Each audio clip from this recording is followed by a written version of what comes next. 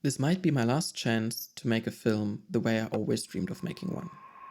Because the way we make movies is changing forever. There's this creeping fear among filmmakers, artists, and storytellers that everything we've worked so hard to master, the years of training our eyes, our hands, our voice, our taste, could suddenly be replaced by a tool that doesn't need any of that. A machine that can do in seconds what we take weeks or months to plan, design, and execute. But maybe, just maybe, that's not the end of filmmaking. Maybe it's the beginning of something else. Let's rewind for a second. Once upon a time, being a painter meant you were a documentarian. You captured the world with oil and canvas. The faces of nobility, historical events, religious stories, royal pets, dead fish on a silver plate. The more realistic, the more valuable. And then came the camera. A machine that could do in seconds what painters needed weeks to accomplish. It shattered the foundation of visual art. Portrait commissions dried up, and realism lost its cultural status.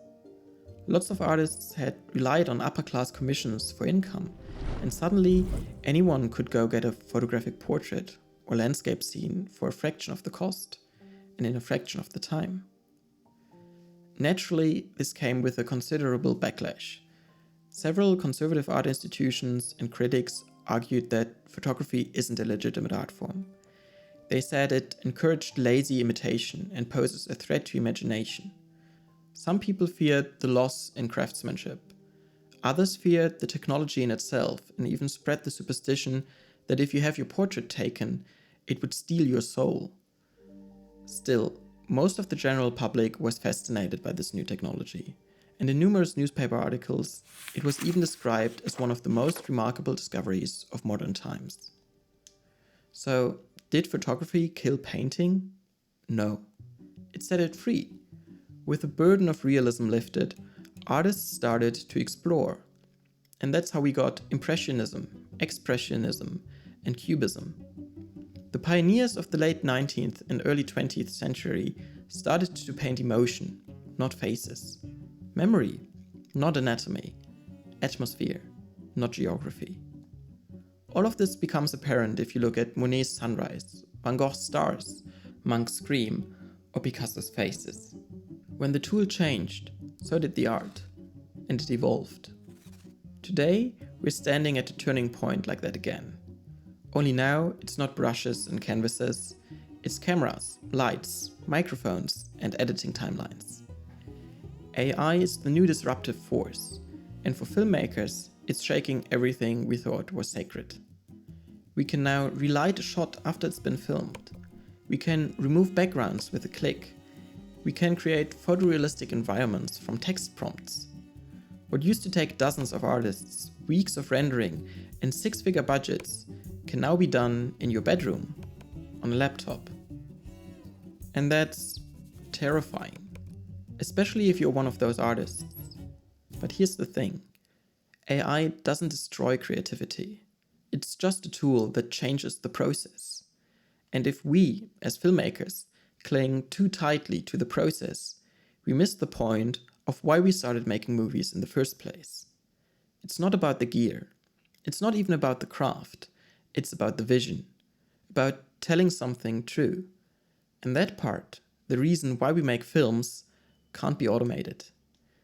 I've thought a lot about what this means for me, because as an indie filmmaker, I don't have a studio behind me, no Marvel budget, no army of post-production artists.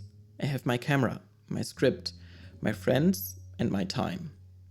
So when I see AI tools that let me create digital set extensions, design shots in 3D environments, previs entire sequences, or do the work of a VFX team on my own, I don't see the end of my job. I see an opportunity. Because for the first time, these tools are leveling the playing field.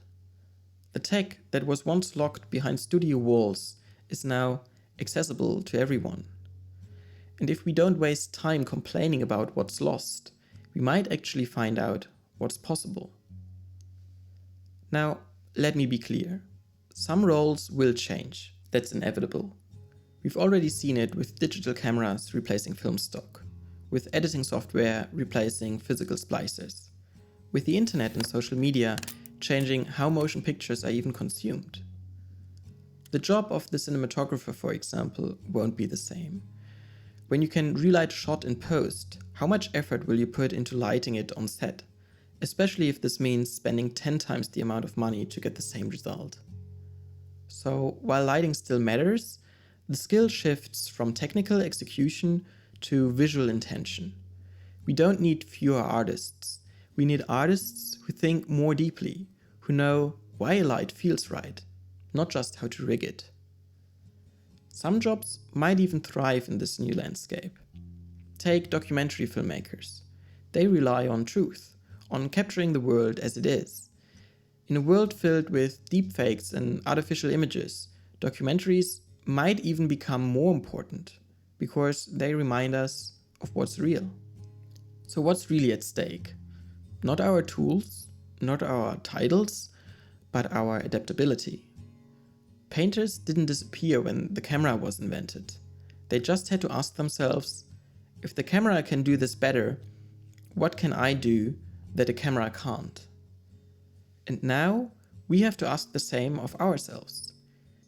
If AI can handle the technical, what does it mean to be a filmmaker today? What can I do that it can't? Well, I can feel, I can come up with new ideas based on my personal experiences. I can break rules on purpose. So no matter the tools I use to create something, it's still my taste, my voice, my direction, and my vision shaping the final image. And that's what art is all about, experiencing the world through the eyes of someone else. Artists have always found ways to convey their perception of reality to others. The medium is interchangeable. You can express yourself through movies, photos, paintings, music, and books, but it still needs to be you who puts an idea forward. So, yes, this might be my last chance to make a movie the way I'm used to. But maybe that's a good thing, because what's coming next might be even more exciting if we choose to be a part of it, if we learn the tools, if we stay curious and adapt. AI won't kill filmmaking, but it might change what kinds of stories we tell and how. So let's seize this opportunity and use it to push the boundaries of what's possible, as artists always have. Thanks for watching, and I'll see you in the next video. Bye.